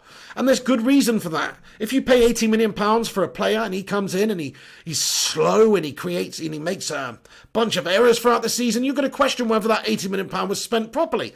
And if he's partnered by an absolute Swedish meatball in Victor Lindelof, who's just twatting it up all the time at the back and making errors galore, you're probably not going to see the best of Harry Maguire either. So there's other factors as well. It's about finding the right balance in a team, isn't it? It's not always about having the best individual players in the team, in each position. We've seen that over the years. To have a great team, you don't have to have the best players in the world. You just have to have a really great team. And you see that whether it's Klopp or whether it's Jordan Henderson doesn't get into most teams in the world, but he's a key part of that team for Liverpool there over the last couple of seasons. If you look at some of the other teams around the world, they may not have the best players, but they've got great team spirit, they've got great manager, they've got great teamwork, they've got great tactics. There's so many different variations as to why Man United need to do better this season. It's not just the players. Solskjaer also is learning. He needs to do better. We need to improve. I mean, what I liked about seeing Solskjaer yesterday is that a lot of the time he doesn't make changes in games early enough. And it was just getting to the point where I was getting pissed off that he hadn't made any changes yesterday. And he did make the changes, and the changes worked instantly. So hopefully he's learning on the job. Hopefully he's learning that Victor Lindelof isn't the answer at centre-back and Jesse Lingard's not the answer ever. Hopefully he learns these things. That's all we can hope for in the job, and that he is a quality manager for us. But we have to give him time and enough money and enough rope to hang himself with, as I say. That's the expression. Give him enough rope to hang himself with, or hopefully not. Hopefully give him enough rope and he'll unravel it and then build you a new bloody legacy. That's what we're hoping for.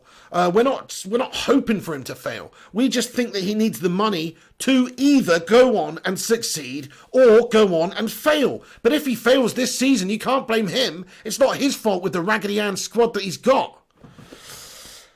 Right, you bloody bunch of legends. Thank you so much for you all stopping by. Let's get in the comment section now. I'm going to get in the comment section and read all your comments out. So get involved with the stream. Get involved in the comment section. Do us a favour. Smash the like button, lads and lasses. If you have not hit the like yet, please do leave a little like on it. That would help us out massively. So get in there, my son, and smash the like button if you haven't done so. And subscribe if you're new to the channel. Right, here we go then. David Bratton says David Neres is 100 times better than Sarr. Fair play. I think David Neres is a great signing too. Again, if Sancho deal fell down, I think they should explore David Neres, but they just don't seem to be exploring him at all. Marlon Brando says David Neres is the one. Exactly. David Neres is the one. I've been saying that all summer too. He's attainable. He plays for Ajax. He's 23. He's Brazilian. He's the right age. He's getting better. He'd be stepping up. He'd be improving over the next 7 years massively. So why the hell would you not want to go and pay 50 or 60 million pounds, which is all you'd have to pay? You wouldn't have to pay 100 million pounds for David Neres at Ajax. No, you would not have to pay anywhere near that. Ajax cannot command that amount of money for their player. You've seen it with Delight, you've seen it with Van der Beek, you've seen it with whoever. They can't command that sort of amount of money because it's a different league that doesn't have the money in it. So they're not playing on an even playing field with Manchester United here. Manchester United have a massive advantage, so we could easily go and get David Neres. Smash a 1 in the live chat if you think we should sign David Neres. Why is our club not linked to David Neres? He's the bloody one. He is the one. He's Jet Li's the one. He's the one from the Matrix. He's the chosen one. You know? Well, maybe not, but I'm just saying he's a good signing. 21 Nick P says, do you think we missed out on Bellingham from the Blues as an investment? Yes, I do. I mean, look, he's obviously made a decision to go and get game time there. He would never get game time in the United's first team, I don't think, being 16. Maybe the odd game here and there, but I just don't think he would have got much game time, whereas over at Dortmund he's already playing.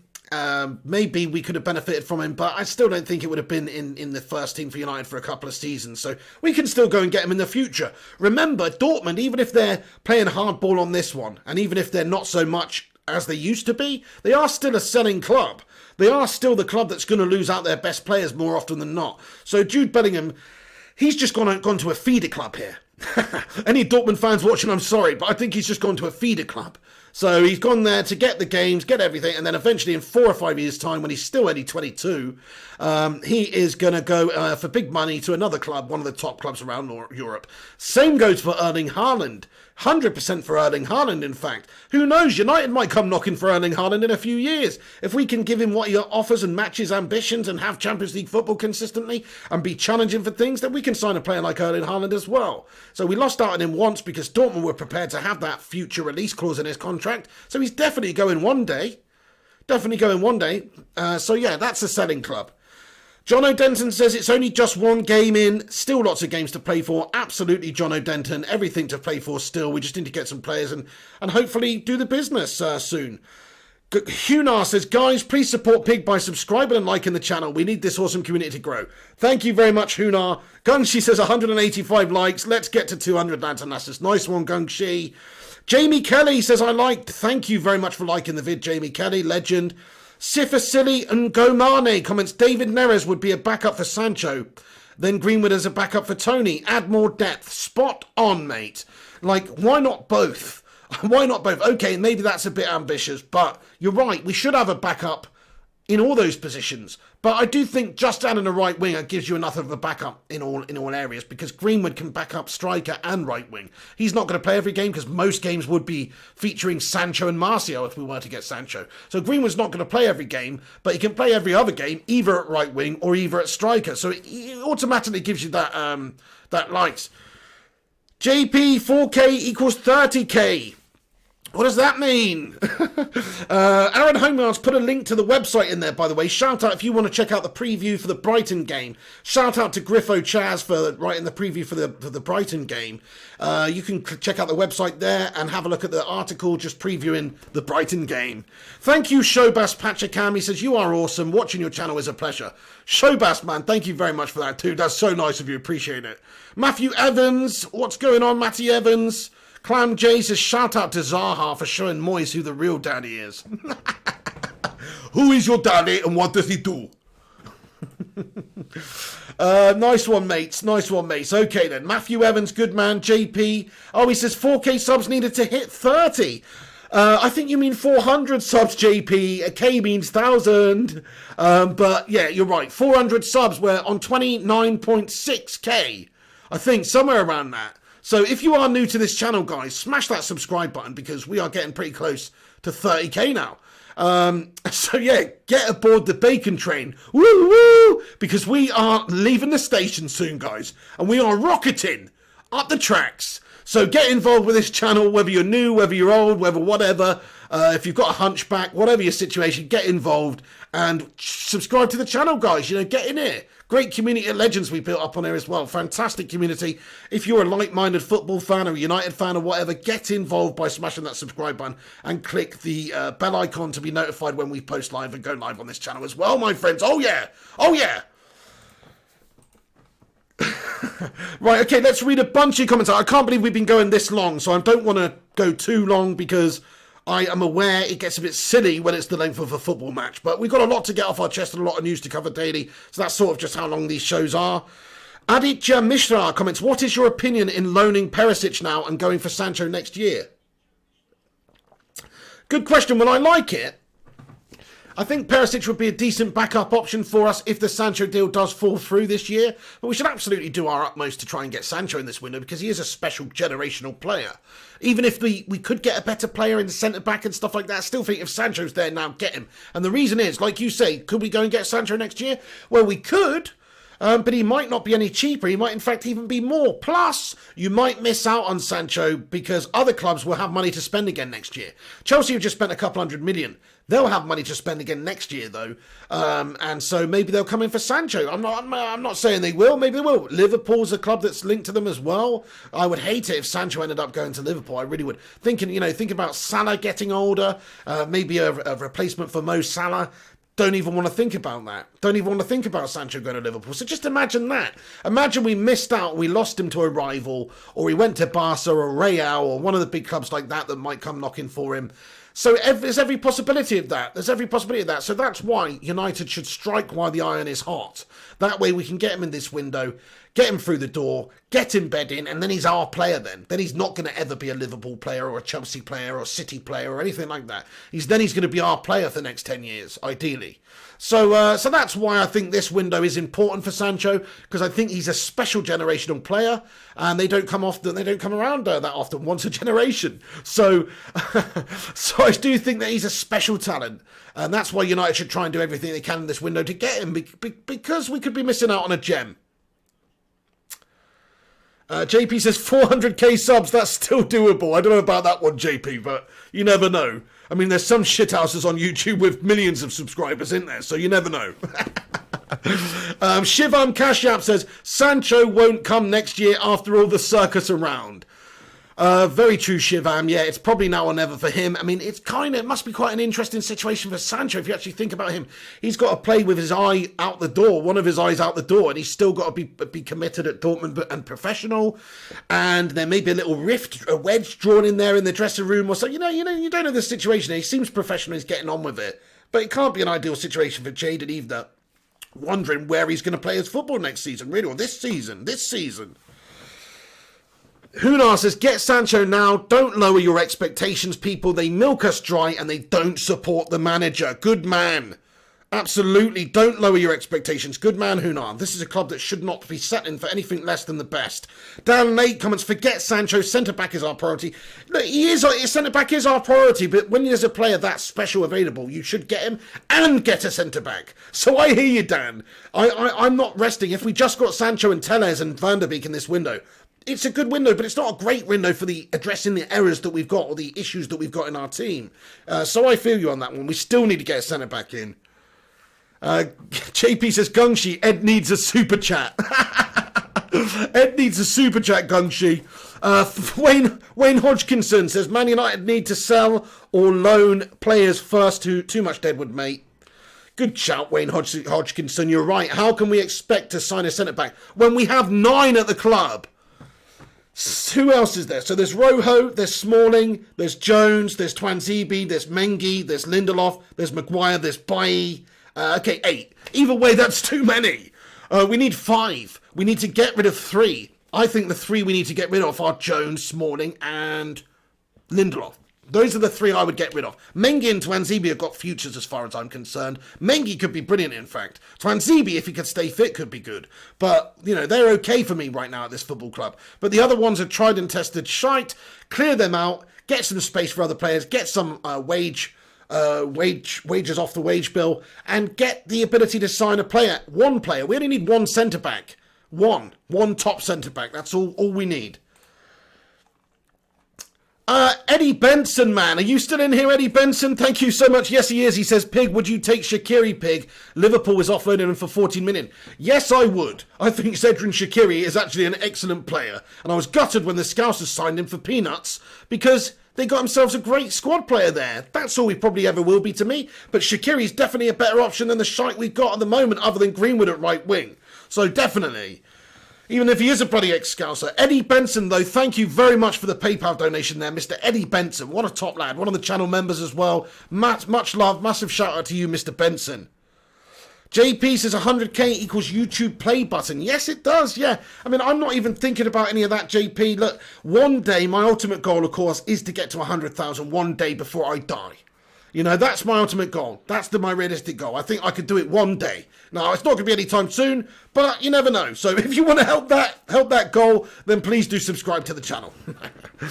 But yes, Sally George says, thanks for the programme. No worries, Sally George. Thank you for getting in here, having a say. Vincent Bullock says the club don't want to buy Bestow. They want Asda. They don't want to buy Bisto gravy. They want Asda brand. Yeah, except they've done the old Only Fools and Horses thing and got it mixed up with Maxwell bloody House coffee. That's what they've done. They've poured Maxwell House coffee over our bloody Sunday roast, these twats, thinking it's bloody Bisto gravy.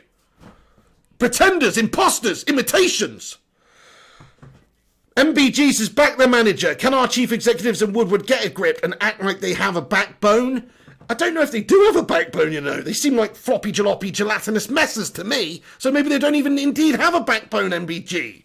Munib Siddiqui says, sell Rojo, Smalling, Jones and Lindelof. Spot on. Spot on. All those 5 players. See you later on. 4 players. See ya. Absolutely agree. Buy 1 centre-back after that. JP's loving Phil Jones.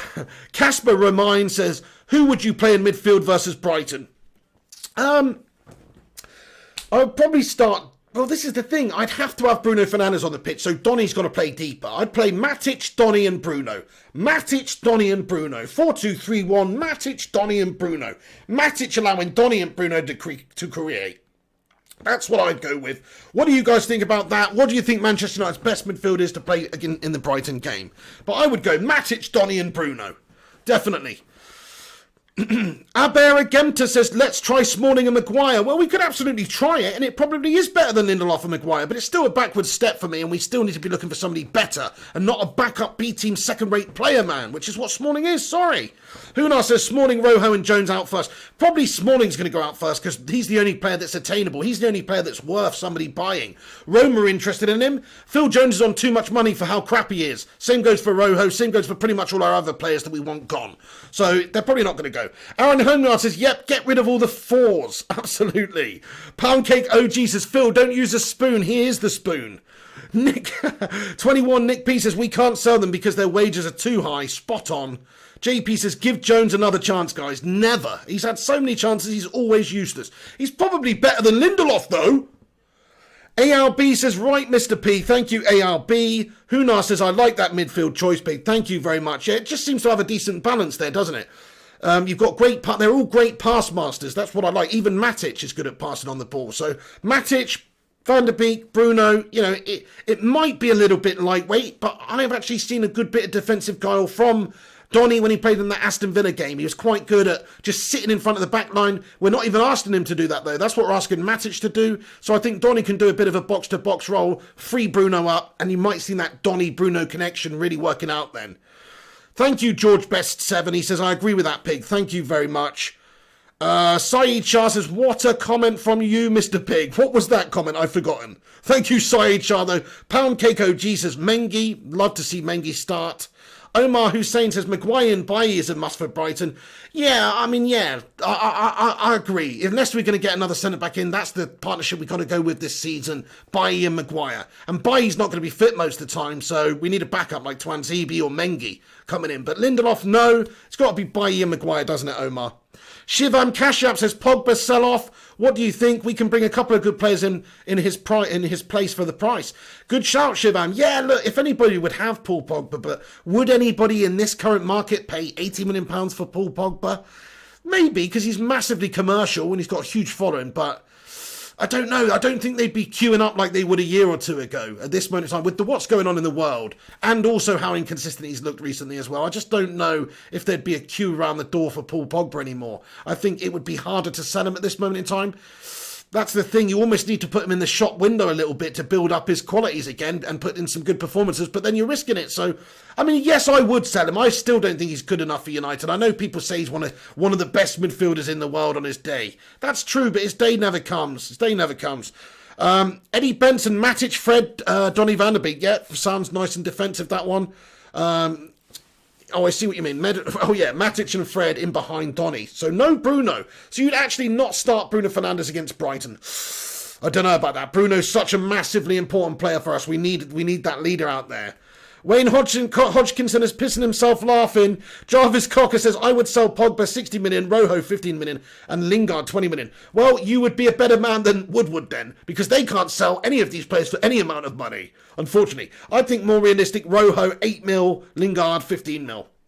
But yeah, Casper Romine says, I want to see Tiki-Taka, Donny van der Beek, and Fernandez and Martial. Fair play, yeah, you know, we would see that. We have got some good passing masters in there if we played all them together. Clan J says, how did we have Josie as manager and not get any good defence? So true, Clan J. Like, he's the one who usually, that's why he sort of had that nightmare at the end of his time at the club. He wanted that top quality centre back in here, and we never got him. We didn't buy him for him. Brandon C, hello to you, Brandon. How are you doing today? We're just wrapping things up here pretty much, guys. But if you want to quickly ask me a question, please do. I'll try to respond to you. Paul D says, we always better looking team when Pogba is not on the pitch. Spot on, Paul D. Yeah, he's such an overrated, overpaid, overhyped prima donna. It's true. Lynette Giggs says, at this rate, Pogba can't sign a new contract. Yeah, true. G-Wall says, I think Ollie needs to trust Mengi and also bring in Elanga too, as I think those two will beef up our first 11. Good shout, G-Wolf. Yeah, he should be looking at bringing a couple players in through our youth setup into the first team proper this season. I agree. MBG says, sell Lingard and Phil Jones and we might be able to afford a Fredo bar. Hey, to Kudzwa Mandondo. How you doing, mate? Good to see you too. Thanks for stopping in here. Cress Welsing says, if we can't sell Pogba, how the hell are we buying Sancho? Good point. Don't know. JP says, Dybala or Van der Beek. It's got to be Van der Beek just because he's at our club. That's the only reason. Dybala's achieved more in the game, hasn't he? And scored more and all that stuff. But just Donny because he's at our club. Paul D says, Pogba isn't even in the top 5 midfielders in the Prem. Never mind Europe. Absolutely. Avanash KR says, Piggy, Rojo and Smalling should be given another opportunity to prove themselves. They have improved a lot. What do you think? I mean, maybe Smalling, to be fair, just with how shit and dire our situation is right now, it would make sense to chuck him in there next to Maguire and see how they get on. I think there's a better balance there than Lindelof and Maguire 100%. So yeah, I hear what you said, but it's still a backward step. It's still us settling for a B-teamer rather than actually getting a proper world-class centre back in. But, you know, yeah, for a short-term fix, maybe. The man Uger says, what if we offer Pogba for Mbappe as part of a swap deal? Yeah, PSG would definitely be interested in Pogba, but I don't know if Mbappe would be interested in United, I'm being honest. I just don't know if he would. I think he'd probably be more likely going to Liverpool or Barca or Real Madrid or one of those type teams than a United right now. Unfortunately, United are not eating dinner with the big boys at the top tier of the table in the lunchroom at the moment. We're over with the nerds in the corner, you know, and there's nothing wrong with that. But it's shit. We want to be over with the successful twats, you know? That's where we should be. We're not eating dinner at the same table these guys anymore, unfortunately. Stephen Duffy says, what are you up to the rest of the day, Pig? Chilling and killing like Matt Dillon on penicillin, mate. Just trying to relax, trying to not think about this shit United window. And we'll be looking to see if there is any breaking news in regards to Alex Telles or anybody later today. We'll be doing another show at 9:30 p.m, lads and lasses, so stop back 9:30 p.m. on the channel. If you're not subscribed, smash the subscribe button, click the bell icon to be notified when we go live. That way you won't miss a thing. Pound Cake OG says, I would give Rojo, Jones, Lingard, Smalling, Shaw, Pereira and Igalo on a free. Never mind getting money for them. They're costing us really bad. If only we could actually do that. Phil Jones would have had his contract terminated ages ago, I'm sure. But you have to pay them the remainder of his bloody contract. That's the issue. Ted Takusta Mandondo says, yes, Smalling should be given a chance. Okay, final vote before we wrap this video up then, lads and lasses. Do you think Chris Smalling should be given another chance at United? Smash a 1 in the live chat if you think he should. Smash anything else if you don't. Pound Cake, get on COD Warzone. I need to, mate. Yeah, it's free. I'm going to download it, bro. I am. I've got a bit of a hard drive space issue at the moment, but I do need to. Shivam Kashyap with the 1 vote thinks he is good enough. Hunar says no. Albert Agenta says yes. Stephen Duffy, no. Munib Siddiqui, no. Lynette, yes. Paul, no. Wiggy, 200th like. Thank you, Wiggy. Smash a thumbs up on it, lads and lasses, if you haven't done so already. But get in there. We've hit 200 likes. Have some of that. Nice one, lads and lasses. Cheers. Remy Sharip says definitely. Jim Joe Bobley says no. John O'Denton says 1 times a million. Eddie Benson thinks so. Ryan thinks so. Welsh Red thinks so. Kelly Clough says time to go. I agree. Time to say goodbye.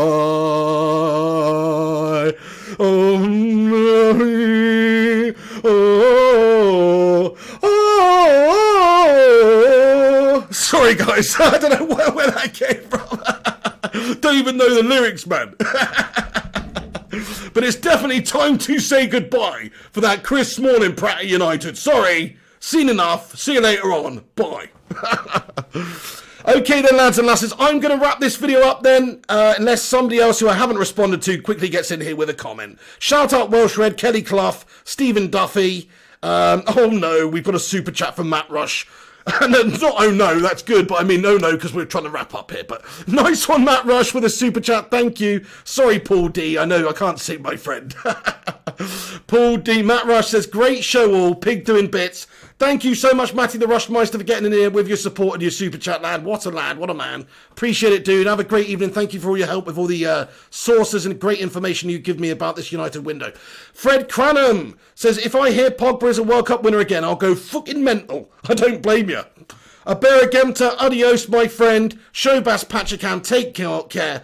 Showbas says, pig is on fire. Thank you, Showbas. Shivam Kashap, have a great day. Jamie Kelly, goodbye. Paul Vanderbeek, legend, have a cracking day, mate. Sheila Boy, thank you. John O'Denton, legend. Welsh Red, Aaron Homeyard, JP, Takudzwa Mandondo, the Gungshinator, the Legendator, Gungshi, the Legion, Mrs. P Cake Bandit, lots of love to you, legends, he says. Hey, Mrs. P Cake Bandit's in here. Lots of love to you too. Stick a cake emoji in the live chat for Mrs. P. Stephen Duffy, Udaman, 21 Nick P, Udaman 2, Huna, Muddy Siddiqui, Eddie Benson. Nice one, Eddie. Pound Cake OG, Paul D. I'll see you all at 9:30 tonight then, lads and lasses. Like I say, please do us a massive favour before you go. Check the website out, flyingpigunited.com. Click all the links in the description to take you to my social media.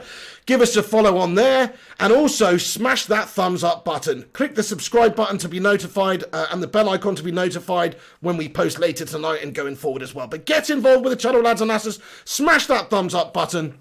And I'll just leave you with this.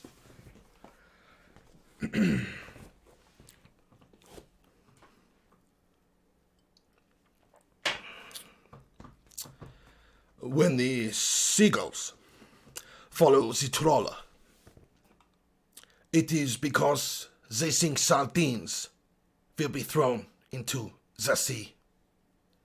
Thank you very much.